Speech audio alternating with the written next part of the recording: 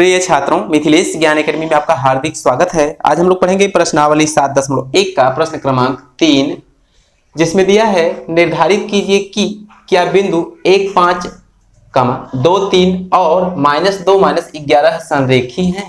तो यहाँ पर देखिए संरेखी शब्द जो आया है उसका मतलब पहले आप जान लीजिए। संरेखी का मतलब होता है कि एक सीधी रेखा में स्थित कितने भी बिंदु हों उसी को हम संरेखी कहते हैं। तो यहाँ पर कुल 3 बिंदु हैं। देखिए 1, 2, 3 और तीनों का निर्देशांक हमें दिया गया है। तो यहाँ पर हमने एक संरेखी का मतलब एक रेखा खींच लिया है और इसी पर तीनों निर्देशांकों को हम प्रदर्शित करेंगे और ये सिद्ध करेंगे क्या ये संरेखी हैं या नहीं है। तो कहने का मतलब हम एक पल के लिए मान लेते हैं जो 1 और 5 दिया गया है वो बिंदु A है। तो A का निर्देशांक 1, 5 हमने ऐसा मान लिया और जो 2 और 3 दिया गया है मान लेते हैं कि B है। तो यहाँ पर B को हम 2, 3 कहेंगे। इसी प्रकार जो तीसरा है उसे हम C मान लेते हैं और इसका निर्देशांक -2, -11 है। तो कुल मिलाकर आप इस बात को अच्छी तरह से समझ गए होंगे। अब प्रश्न यह उठता है कि ये संरेखी हैं या नहीं है, तो कौन सी शर्त यहाँ पर लागू होगी, कैसे हम सिद्ध करेंगे, ये प्रश्न हमारा है। तो आपको बहुत ही बारीकी से समझना है, बहुत ही आसान क्वेश्चन है। देखिए ध्यान से कि A से लेकर B की जो दूरी है और B से लेकर C की जो दूरी है दोनों को निकालकर उनका योगफल कर दें। ध्यान से देखिए A से लेकर B की दूरी को हम AB कहेंगे और B से लेकर C के बीच की दूरी को हम BC कहेंगे। तो दोनों की दूरी को हम जोड़ दें, यदि ये दूरी A से लेकर C के बीच की दूरी के बराबर हो जाती है अर्थात AC के बराबर हो जाती है तो ये तीनों बिंदु संरेखी होंगे। यही पूरा का पूरा निष्कर्ष है इस क्वेश्चन का। तो आप निश्चित रूप से समझ गए होंगे। अब हम आइए यहाँ पर चलते हैं अपने हल में और यहाँ पर जैसे जैसे हमने मान लिया है उसी बात को यहाँ पर लिखेंगे। तो लिखेंगे माना, आपको ध्यान से देखते रहना है।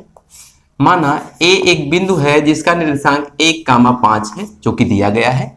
A हमने माना है 1, 5 दिया गया है। कमा लगाएंगे दूसरा बिंदु B 2, 3 ऐसा हमने मान लिया तथा C एक बिंदु है जिसका निर्देशांक -2, -11 दिया गया है। तो कुल मिलाकर इस टाइप से हम मान लेंगे। तो अब यहाँ पर हम दूरी का सूत्र लिखेंगे। तो दूरी का सूत्र अर्थात D से प्रदर्शित किया जाता है और इसका सूत्र आप जानते होंगे, x2 - x1 का होल स्क्वायर होता है प्लस y2 - y1 का होल स्क्वायर होता है और ये पूरा मामला करड़ी में होता है। तो कुल मिलाकर हमें सबसे पहले a b ज्ञात कर लेना है जैसा कि हमने यहाँ पर आपको समझाया। तो आइए हम a b को ज्ञात कर लेते हैं। तो a b बराबर √ एक बड़ा सा हम लगा देंगे। अब ध्यान से देखिए x2 - x1, तो यहाँ पर C को हम कुछ पल के लिए भूल जाते हैं और A और B से काम चलाते हैं। तो यहाँ पर हम x2, x1, y1, y2 ये सब लिखेंगे नहीं, आपको डायरेक्टली समझ लेना है। तो x2 ये है और ये x1 A है, इसका मतलब 2 - 1 हम लिखेंगे, आपको ध्यान से समझते रहना है। तो यहाँ पर हम लिखेंगे 2 - 1 का होल स्क्वायर प्लस बीच में है लगा देंगे y2 - y1, इसका मतलब 3 - 5 हम लिखेंगे। ध्यान से आप समझिए।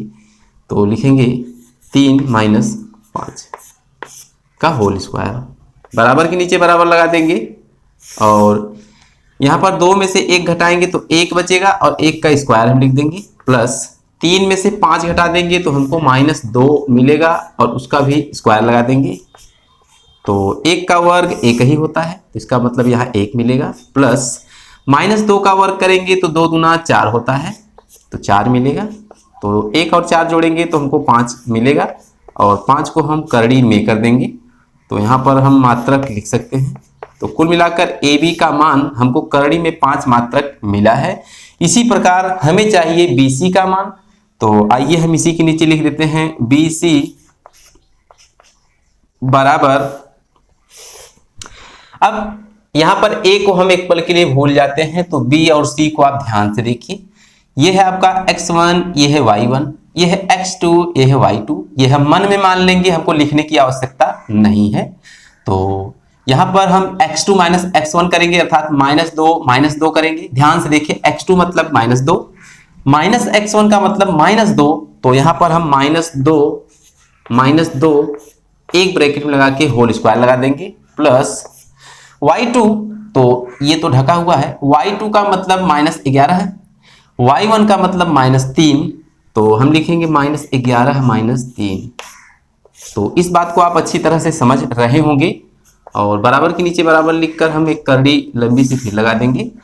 यहाँ पर देखिए 2 और 2 -4 का वर्ग करेंगे तो +16 हमको मिलेगा और प्लस बीच वाला लगा देंगे। तो 11 और 3 जोड़ेंगे तो -14 का वर्ग करेंगे तो हमको निश्चित रूप से प्लस, और 14 का 14 में जब हम गुणा करते हैं तो 196 हमको मिलता है, तो हम लिखेंगे 196। तो यहाँ पर हम इसे जोड़ेंगे तो 6 और 6 12 होता है, हासिल 1, 2 9 11 होता है, 1 हासिल 1 1 2, तो 212 हमको मिला है किसका मान, BC का मान। तो कुल मिलाकर अब हम AB प्लस BC करेंगे, क्यों, क्योंकि यहाँ पर आपने समझ लिया है कि हमें AB और BC का योग चाहिए। तो आइए हम AB प्लस BC कर लेते हैं। अतः AB प्लस BC बराबर करड़ी में 5 AB का मान है प्लस करड़ी में 212 BC का मान है। तो ये न तो जुड़ेगा न तो कुछ होगा, जैसे है ऐसे ही रह जाएगा। तो इसे हम एक ब्रैकेट में लिख देते हैं और इतना मात्रक हमको मिला है। तो कुल मिलाकर अब हमें क्या चाहिए, AC का मान, जैसा कि हमने यहाँ आपको समझाया। तो AC का मतलब क्या हुआ कि B को हम एक पल के लिए भूल जाते हैं, तो यहाँ पर A और C से केवल रिलेशन है, तो लिखेंगे AC बराबर, आपको ध्यान से समझते रहना है, AC को केवल ध्यान से देखिए, B से कोई मतलब नहीं है। इसको हम x1, इसको y1 मन में मान लेंगे, इसको x2, इसको y2 मन में मान लेंगे। तो यहाँ पर x2 माइनस x1 होता है, करड़ी के अंदर क्या होता है x2 माइनस x1, तो -2 माइनस x1 का मतलब 1 का whole square plus y2 minus y1 अर्थात -11 माइनस y1 का मतलब -5 का होल स्क्वायर।